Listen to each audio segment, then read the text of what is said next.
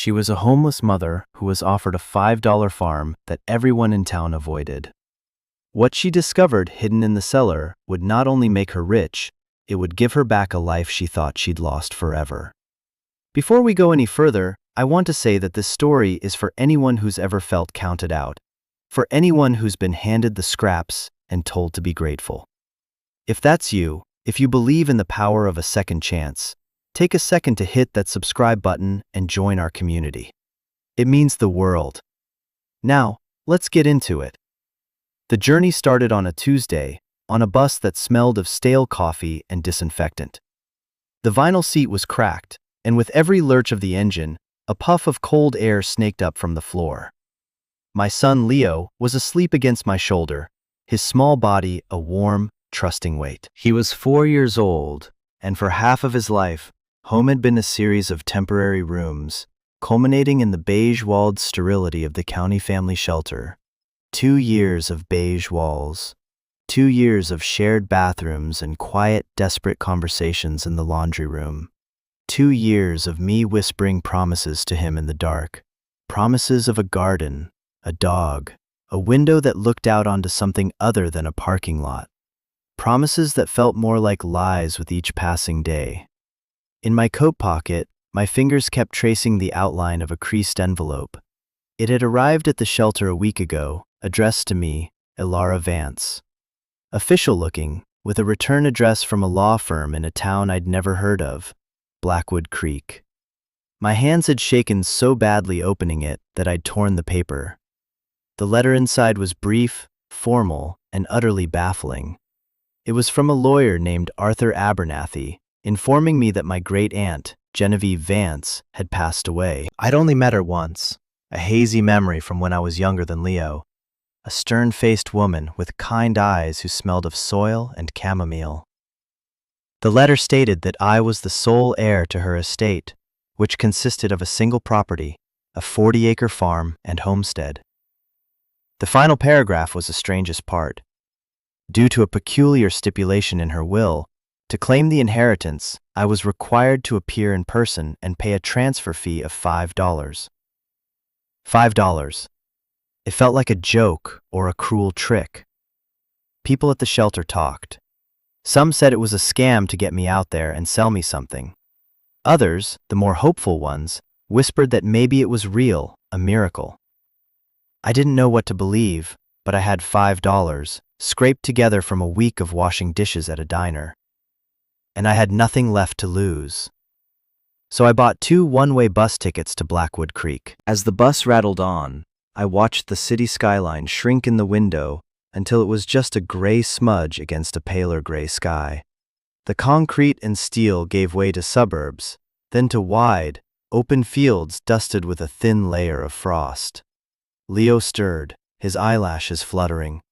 "Are we there yet, Mama?" he mumbled, his voice thick with sleep. I smoothed his hair back from his forehead. "Almost, sweet boy. We're going to see our new house."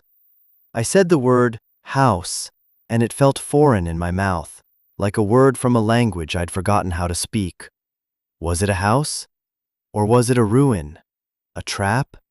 The $5 price tag suggested the latter. The bus finally hissed to a stop in what looked like the center of town. It wasn't much of a center.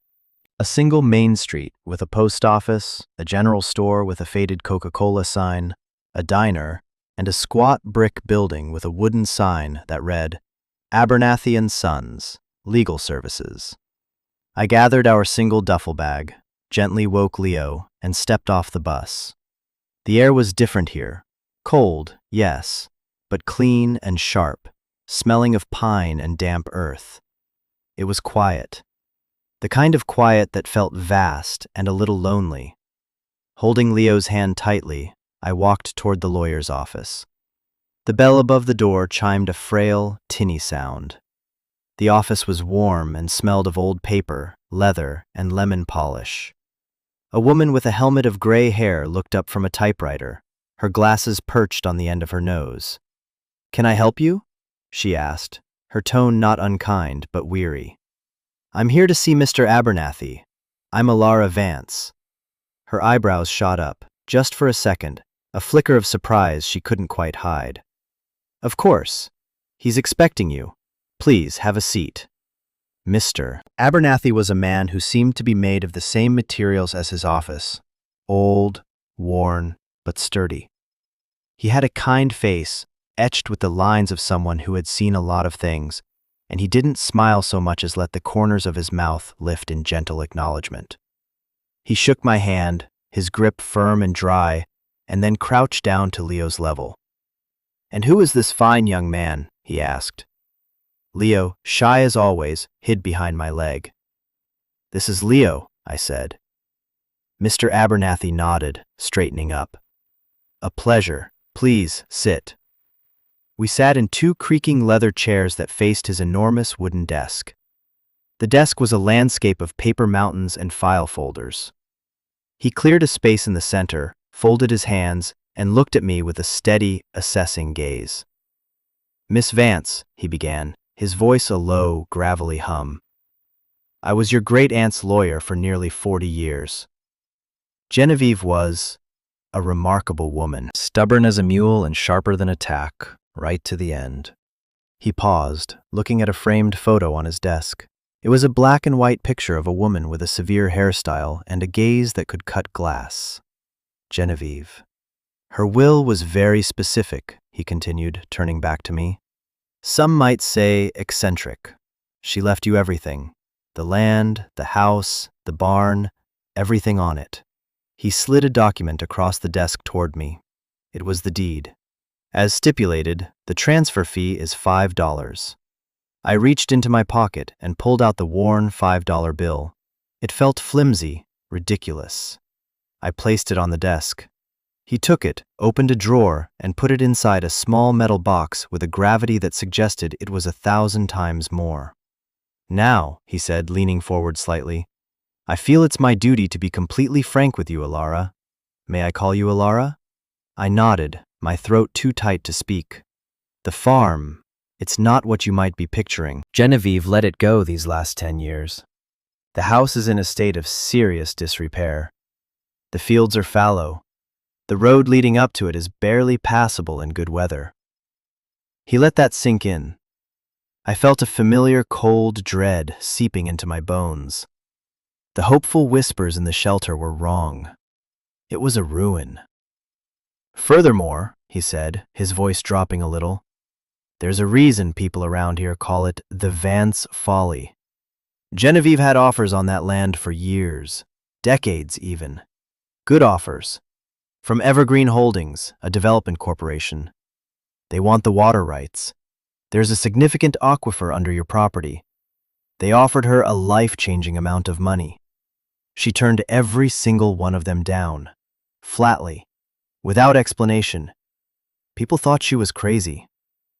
Evergreen Holdings. The name sounded benign, friendly. It didn't feel friendly. "The will has another stipulation," he added, tapping a clause on a document in front of him. "You cannot sell the land, not for 25 years. You can live on it, you can work it, you can pass it down, but you cannot sell it. If you abandon the property for more than 6 months, ownership reverts to a local land trust." I stared at him. It wasn't a gift. It was a cage. A dilapidated 40-acre cage. I was being handed a burden, a crumbling legacy of stubbornness I didn't understand. I felt the hope I'd so foolishly nurtured shrivel and die. "So it's worthless," I said, the words coming out flat and dead. Mr. Abernathy looked at me, his expression unreadable. "That depends on your definition of worth, Alara. Genevieve didn't deal in dollars and cents. She dealt in other currencies. Roots. Resilience. I don't pretend to know what she was thinking, but she was not a foolish woman." He stood up. "My truck is out front. I'll drive you and the boy out there. It's about 5 miles out of town." The drive to the farm was a descent into isolation. We left the small grid of streets in Blackwood Creek and turned onto a paved county road that soon dissolved into gravel. The gravel road became a dirt track, rutted and uneven, flanked by dense, dark woods. The truck bounced and jostled, and Leo, who had been excited, grew quiet again, pressing his face against the window. Mr. Abernathy didn't say much, just navigated the treacherous road with a practiced ease. Finally, he slowed the truck and pointed through the windshield. There it is. Through a break in the trees, I saw it. The house stood on a low rise, silhouetted against the pale afternoon sky. It was a classic American farmhouse, 2 stories with a wraparound porch, but it was a skeleton. The paint was gone, weathered down to bare, silvered wood. The roof of the porch sagged dangerously on one end. Several windows were boarded up. Beside it stood a large barn, its roofline bowed in the middle like a tired old horse. It wasn't a ruin, it was a ghost. Mr. Abernathy pulled the truck to a stop where the drive was overgrown with weeds. The silence here was even deeper than in town. It was a living silence, filled with the whisper of wind through the bare branches of the trees and the distant caw of a crow. He got out and opened my door. The well pump is manual, but the water is clean. Genevieve had it tested every year. There's a wood stove inside for heat, and a cord of wood she had delivered last fall is stacked by the back door. The electricity is off. You'll have to call the company. He handed me a single, heavy, old-fashioned iron key. This opens the front door. The rest of the keys are on a hook in the kitchen.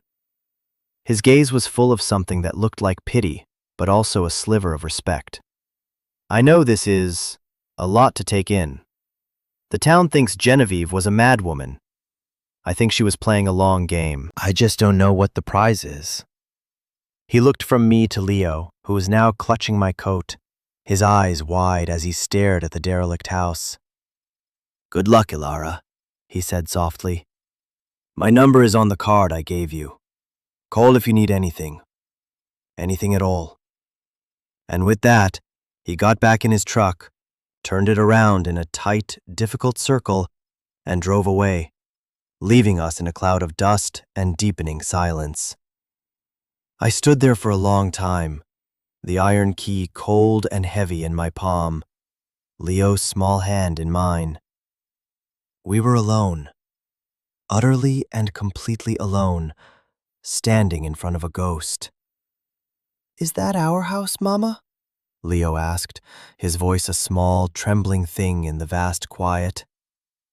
I looked down at his face, at the fear and confusion in his eyes.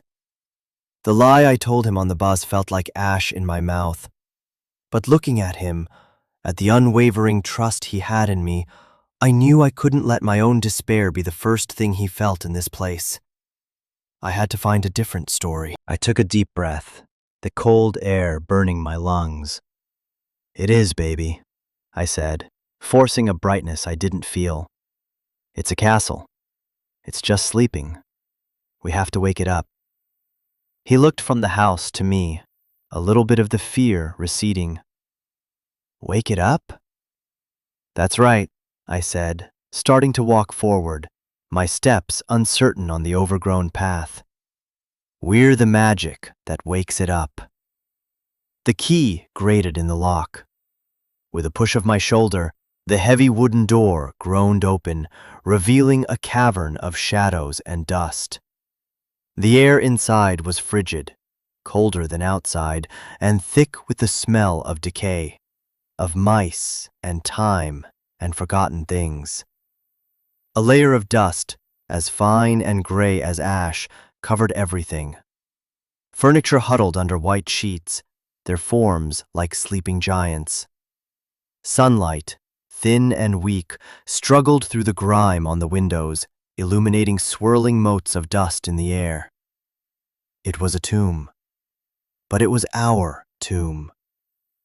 Wow, Leo whispered, his voice echoing slightly in the entry hall. I think he was scared, but he was also mesmerized.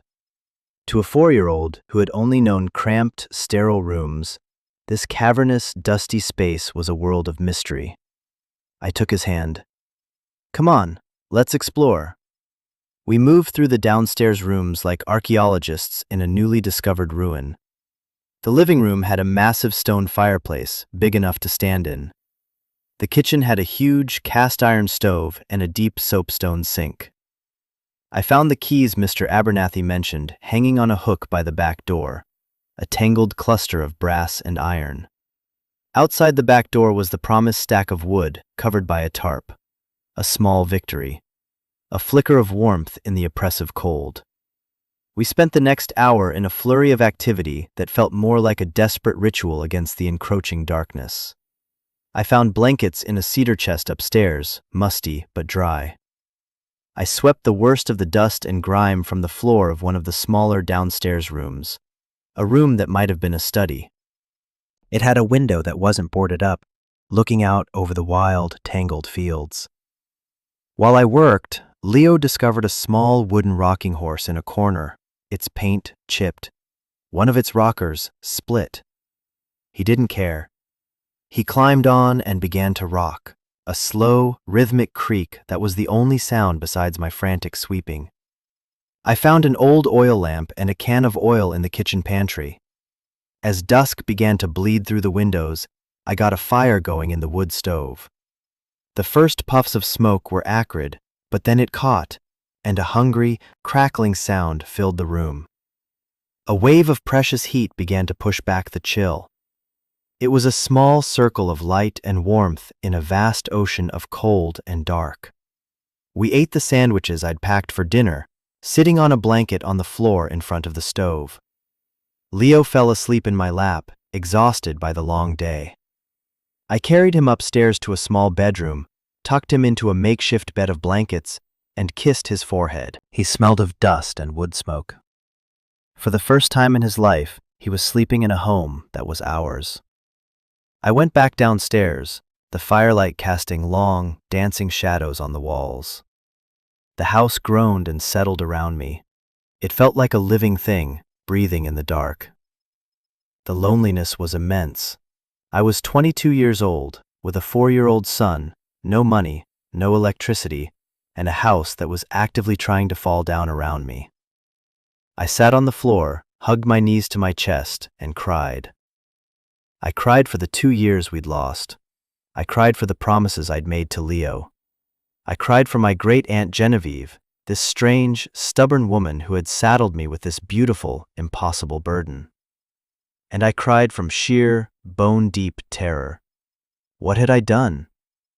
After the tears were gone, a strange calm settled over me. It was the calm of hitting rock bottom. There was nowhere to go but up. Or, in this case, down. I remembered Mr. Abernathy's words about the cellar. Genevieve had been practical. There might be canned goods, tools, something useful. Anything would be a help. Taking the oil lamp, I found the door to the cellar off the kitchen. It was thick and heavy. A simple bolt held it shut. I slid the bolt back and pulled.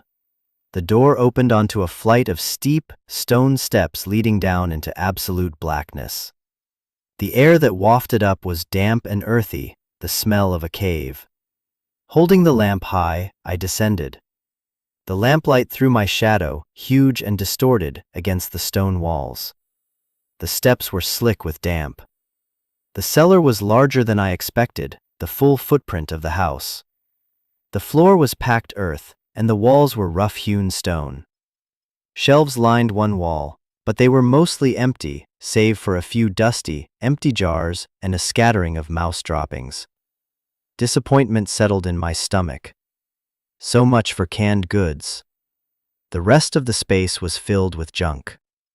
Old furniture, broken tools, rotting stacks of newspapers. It was just a cellar.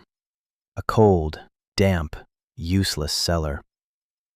I was about to turn back, to retreat to the small warmth of the fire, when the lamplight caught on something. Underneath a pile of moldy burlap sacks in the far corner, there was a glint of metal. I made my way over, my boots sinking slightly into the soft earth. I pulled the sacks away. They were heavy and damp, and they disintegrated in my hands, leaving a foul-smelling dust. Beneath them was a metal footlocker. Not a fancy one. It was an old army green trunk, dented and scratched, with 2 heavy latches on the front. And it was locked. A padlock, thick and rusted, held it shut. My heart started to beat a little faster. Why would someone lock an old footlocker and hide it under a pile of sacks in a cellar? I searched the surrounding junk for something to break the lock. I found a heavy iron crowbar, its end caked with rust and dirt. It took 3 tries. The first 2, the crowbar just slipped off the hardened steel of the padlock. On the 3rd try, I put all my weight into it, grunting with the effort. There was a loud, sharp crack as the rusted hasp of the lock snapped. The sound echoed in the silent cellar. I knelt there for a moment, breathing heavily, my hands shaking. The lamp flickered, casting nervous shadows. I reached out and lifted the heavy latches. With a deep, metallic groan, I lifted the lid. The air that escaped from inside was dry and smelled of old paper. My breath caught in my throat. It was filled with envelopes, dozens of them, all bundled together with twine, all addressed in the same elegant, spidery handwriting. But that wasn't what made me gasp. On top of the stacks of letters was a thick, canvas bank bag. It was unzipped. I reached in with a trembling hand. My fingers closed around a thick, dense packet of paper. I pulled it out into the lamplight. It was cash. Old bills, 20s and 50s, held together by a brittle rubber band.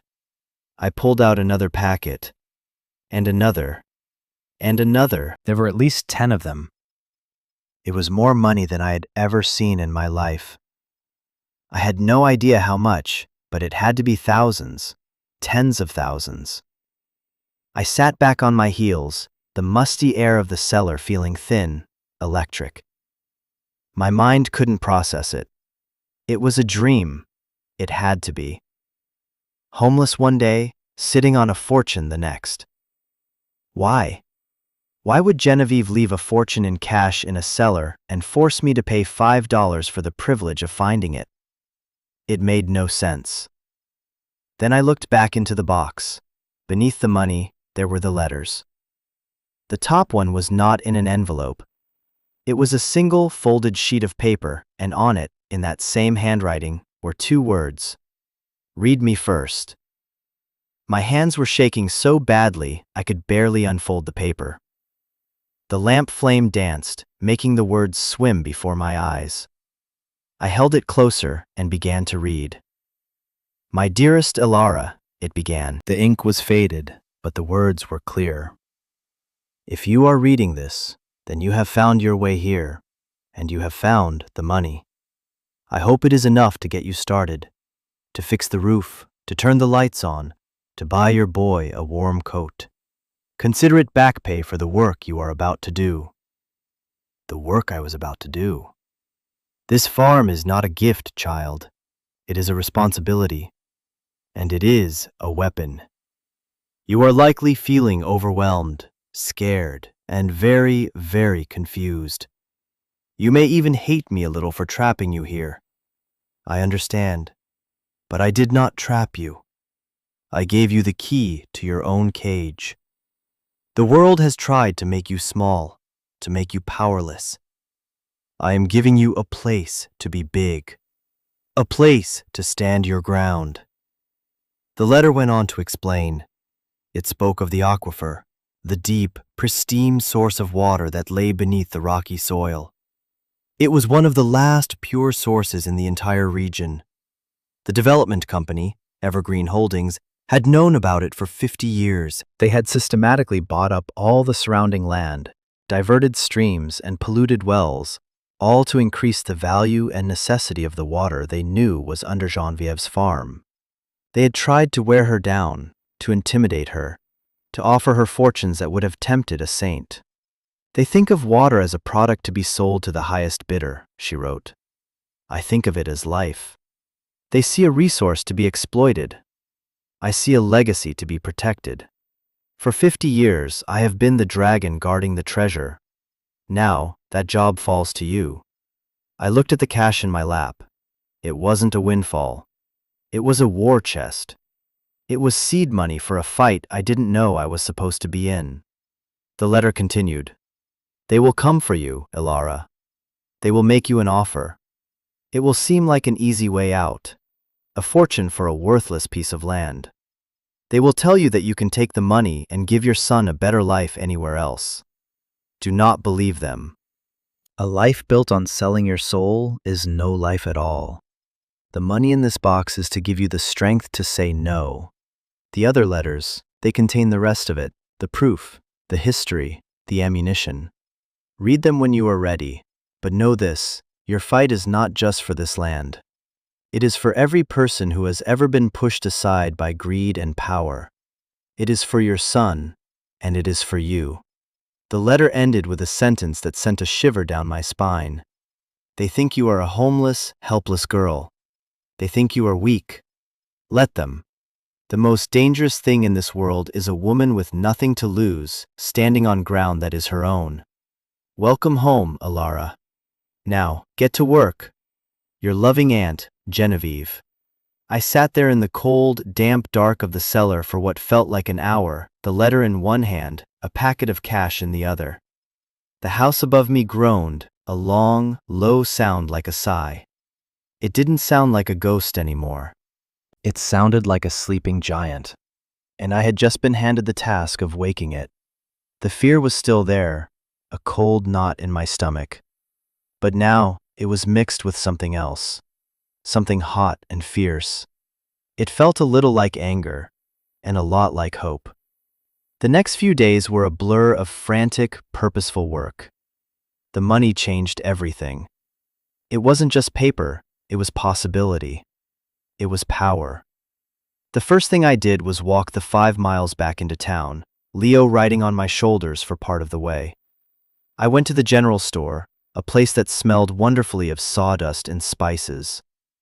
The man behind the counter, a burly fellow named George with a kind, weathered face, watched me with open curiosity as I bought supplies. Work gloves, heavy-duty cleaning supplies, buckets, mops, canned food, pasta, bread, milk, and a bright red ball for Leo. I paid in cash, with a crisp $50 bill from Genevieve's war chest. The look on his face was a mixture of surprise and a dawning, grudging respect. Wordlessly, he helped me carry the boxes out to the street. I couldn't carry it all back. I asked him about a taxi service. He just grunted. No taxis here, but my boy Sam can run you out there in his pickup for $20. 20 minutes later, a lanky teenager in a beat-up Ford was driving us back down the rutted track to the farm. He didn't say much, just eyed the house like it was haunted. "You're really gonna live there?" he asked, as he helped me unload the boxes. "Yes," I said, my voice firm. "We are." He just shook his head and drove away. The next call was to the power company, then the propane company for the hot water heater. Within 2 days, by some small miracle of rural logistics, we had lights. We had heat. We had hot water. The first time I turned on the tap in the deep soapstone sink and hot water gushed out, I stood there and cried, not from sadness, but from overwhelming gratitude. It was a luxury I had forgotten existed. Each day, I tackled a new part of the house. I scrubbed floors until my knuckles were raw.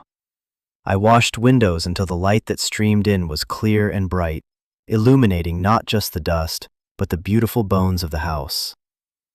The wood floors, under a century of grime, were a warm, honey-colored oak. The walls, once I stripped away the peeling, water-stained paper, were solid plaster. It wasn't a ruin, it was just neglected. It was a house that had been waiting.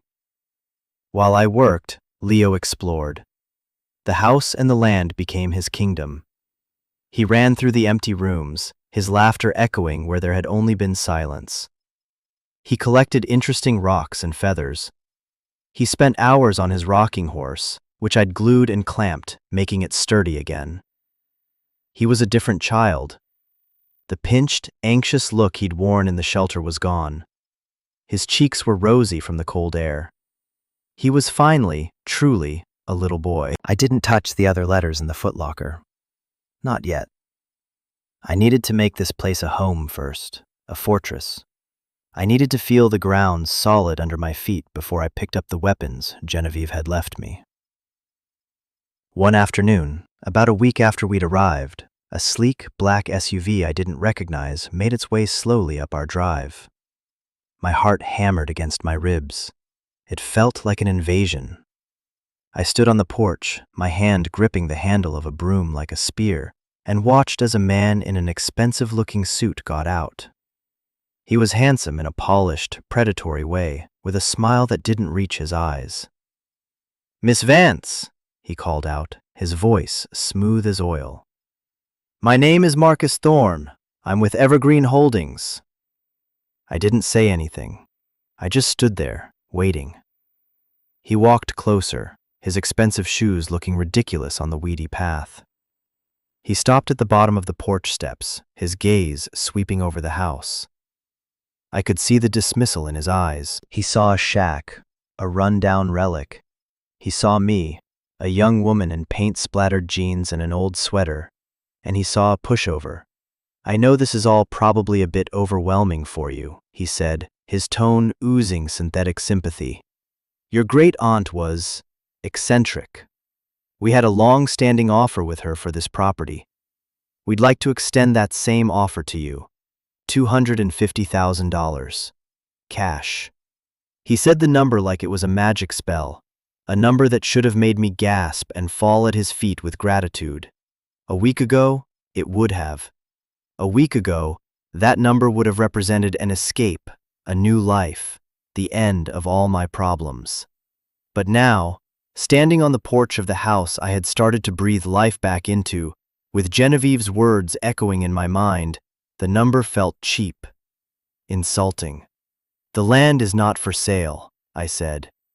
My voice was quiet, but it didn't tremble.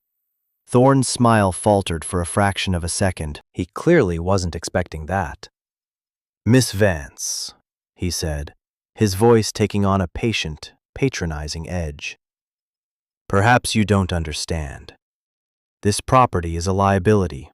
The house is condemned, for all intents and purposes. The land is useless for farming. We're offering you $250,000 for a pile of rocks and rotten wood.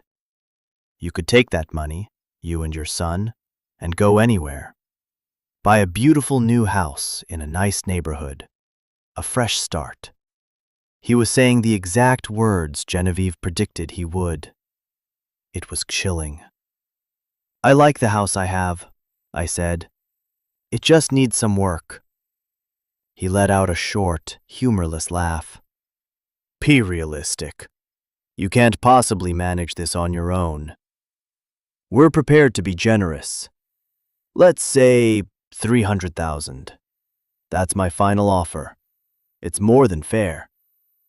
It's a gift." "No," I said. The smile vanished completely from his face. His eyes turned cold and hard. "You're making a mistake, Miss Vance. This is a one-time offer. You're sitting on a worthless plot of land, and you're going to find that life out here is very, very difficult, especially for someone alone." The threat was veiled, but it was there. The promise of isolation, of hardship, the implication that things could be made difficult for me. I felt a surge of cold fear, but Genevieve's voice was louder in my head. "The most dangerous thing in this world is a woman with nothing to lose, standing on ground that is her own." "I think you should leave now," I said. Marcus Thorne stared at me for a long moment, his jaw tight. He looked me up and down one last time, a look of pure contempt. Then he turned, got back in his expensive SUV, and drove away, leaving a trail of dust. I stood on the porch until the sound of his engine was completely gone. My knees felt weak. I leaned against a porch column, my heart pounding. The first shot had been fired. That night, after Leo was asleep, I went down to the cellar. It was time to read the other letters. It was time to load the ammunition. I brought the whole footlocker upstairs and sat on the floor in front of the wood stove, the box open before me. I untied the twine from the first bundle of envelopes. They were arranged by date, going back decades. I pulled out a letter from 1978. Genevieve's handwriting was stronger then, the ink darker. In it, she detailed a meeting with Marcus Thorne's father, a man named Richard Thorne, the founder of Evergreen Holdings. He had used the same tactics, a lowball offer disguised as generosity, followed by veiled threats. But this letter contained something more. Tucked inside was a folded, yellowed piece of paper. It was a water quality report from a state geologist, a man Genevieve had hired privately. The report confirmed the existence of the aquifer and noted its purity, but it also noted something else. Trace contaminants in a nearby stream, contaminants consistent with industrial runoff, leaching from a property owned by a subsidiary of Evergreen Holdings miles upstream. It was the first piece of proof. I spent the entire night reading.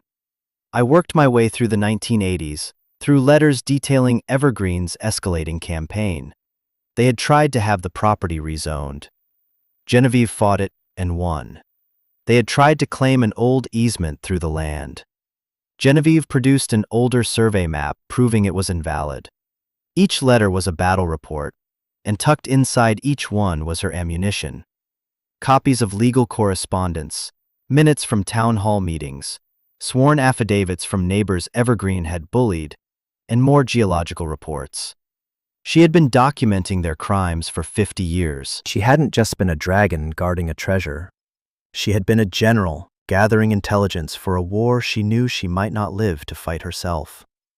By the time the sun began to rise, casting a pale pink light into the room, I had reached the last bundle of letters from the last 10 years.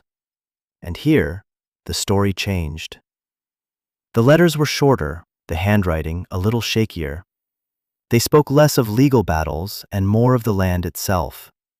She wrote about the way the light fell in the morning, the types of birds that nested in the old barn, the taste of the water from the well.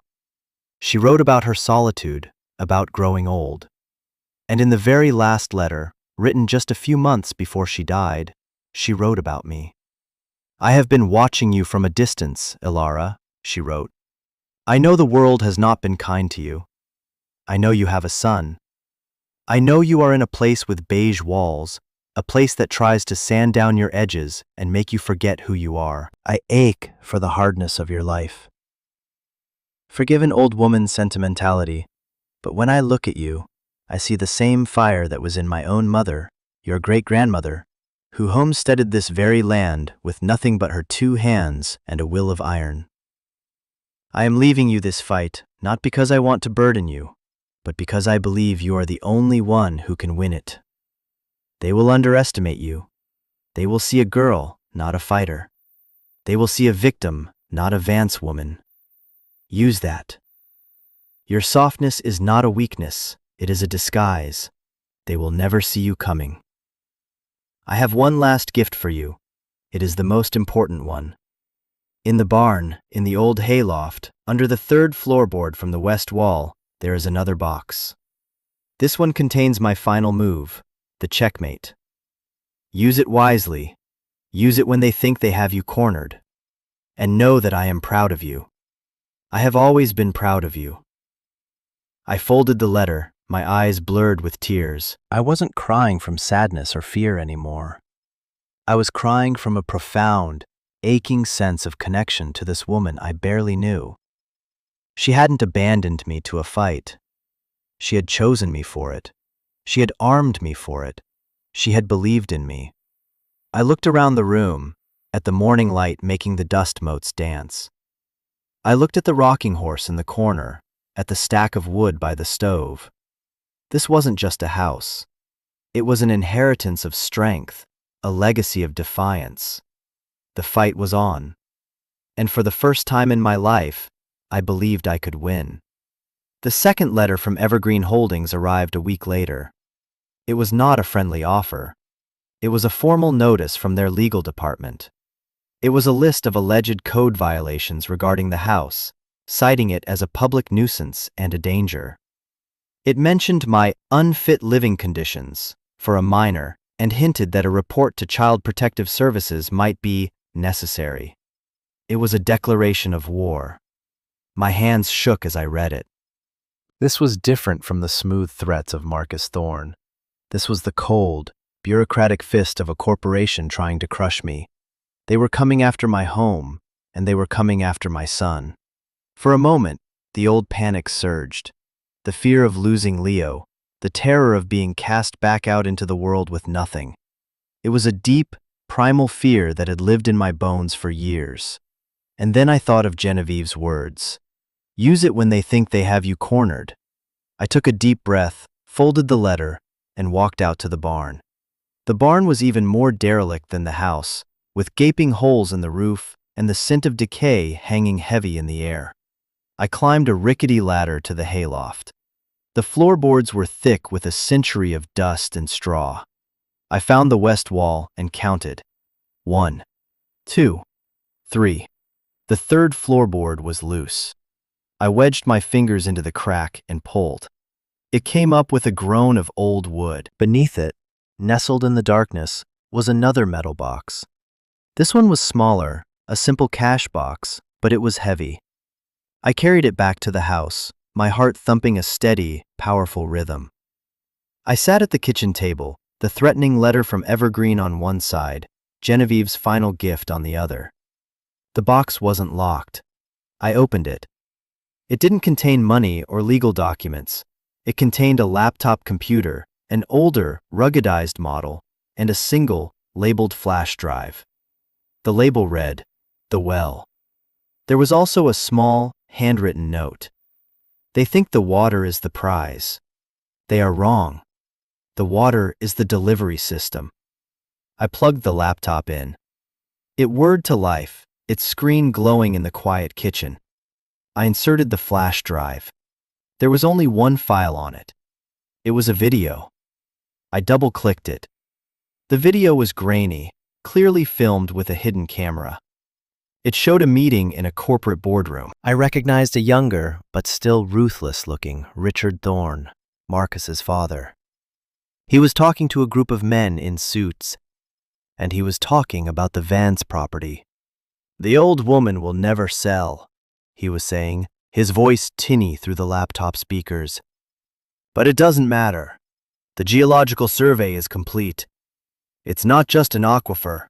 It's the source, the main recharge zone for the entire basin. But here's the beautiful part." He smiled, a chilling, predatory grin. "Our new facility, 10 miles upstream, the one with the minor, unfortunate chemical leak last year, the plume is migrating, slowly, but directly toward her property. It will take a decade, maybe 2, but it will eventually contaminate the entire aquifer. By the time anyone realizes, we will have acquired every other water right in the county. Their wells will be worthless. Ours will be priceless. And the Vance well? It will be the source of the poison. We won't have to buy her out. We'll just wait until her precious legacy destroys itself. We're not buying a well.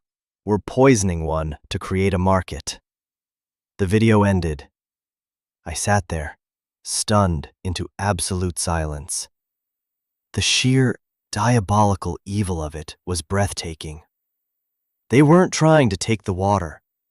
They were trying to destroy it to monopolize the region, and they were going to let Genevieve's land, her legacy, take the blame. This wasn't just about greed. This was about a level of corporate psychopathy I couldn't have imagined. Genevieve hadn't just been fighting to protect her home. She had been fighting to stop a slow-motion environmental disaster. And she had the proof. But who filmed it? How? Another note in the box held the answer. It was a confessional letter from the state geologist Genevieve had hired all those years ago. He had been on Evergreen's payroll, hired to create falsified reports. But his conscience got the better of him. He planted the camera. He gave the original tape to Genevieve before he disappeared, terrified of what the Thorns would do to him. Genevieve had been sitting on this bomb for 30 years, waiting. I finally understood her game. It wasn't about winning a legal battle. It was about exposing a truth so monstrous it couldn't be ignored. I looked at the lawyer's letter again, the one threatening to take my son. They thought they had me cornered. They had no idea I was holding a nuclear weapon. The next morning, I drove into town in the rusty but reliable old pickup truck I'd bought for a few $100s from a farmer down the road. I didn't go to the general store or the diner. I went to Mr. Abernathy's office. I walked in and placed the laptop and the flash drive on his desk. "I believe you'll want to see this," I said. He watched the video, his face growing paler with every word Richard Thorne spoke. When it was over, he sat back in his chair, looking stunned. He looked at me, then at the laptop, then back at me. The pity was gone from his eyes. It was replaced by a look of pure, unadulterated awe. "Genevieve," he whispered. "That magnificent, stubborn old woman." He looked at me. "Ilara, do you know what this is?" "It's checkmate," I said, echoing her words. And now, I want to pause the story for a moment, because I know some of you watching have been in a situation that felt impossible. You've been threatened, you've been underestimated, you've been told you have no power. Maybe it was a bad boss, a toxic relationship, or a system that was designed to keep you down. I want you to know you are not alone. And I want you to look at the resources you have, even the ones that seem small. Sometimes the thing that saves you isn't a mountain of money or a powerful army.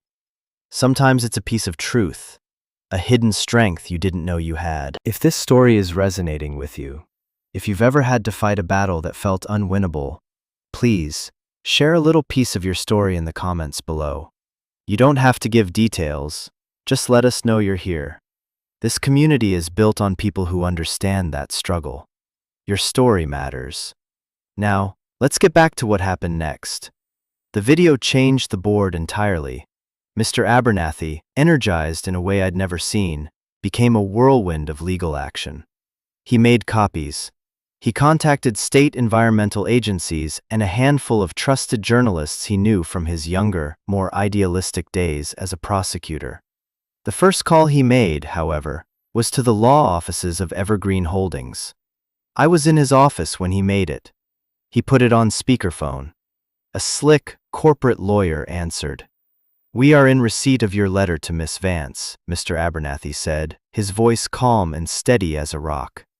"And we consider it an act of harassment and intimidation. So I'm going to give you two options. Option 1 is you withdraw that letter and every other claim against her property immediately. You will then issue a formal apology. Option 2 is that a certain video from a 1988 board meeting finds its way to the state attorney general's office and the front page of every newspaper in this state." There was a long, dead silence on the other end of the line. I could practically hear the gears turning, the panic setting in. "I don't know what you're talking about," the lawyer finally stammered. "Oh, I think you do," Mr. Abernathy said, a hint of steel in his voice. "I'll give you 1 hour to discuss it with Mr. Thorne." He hung up the phone. He looked at me and gave me a slow, deliberate wink. Less than 30 minutes later, his phone rang again. The letter was withdrawn. The apology was forthcoming. Evergreen Holdings was, for the moment, in full retreat. It wasn't the end of the war, but it was a decisive victory in the first major battle. The news, when it broke, hit the region like a shockwave. The story of the Vance folly was reframed. Genevieve wasn't a crazy old woman. She was a visionary, a protector. The $5 farm wasn't a worthless ruin. It was the linchpin in a decades-long corporate conspiracy. The official investigations began. Evergreen's stock plummeted. Marcus Thorne and several other executives were indicted. The wheels of justice, so often slow and indifferent, began to grind forward, powered by the truth Genevieve had so patiently collected.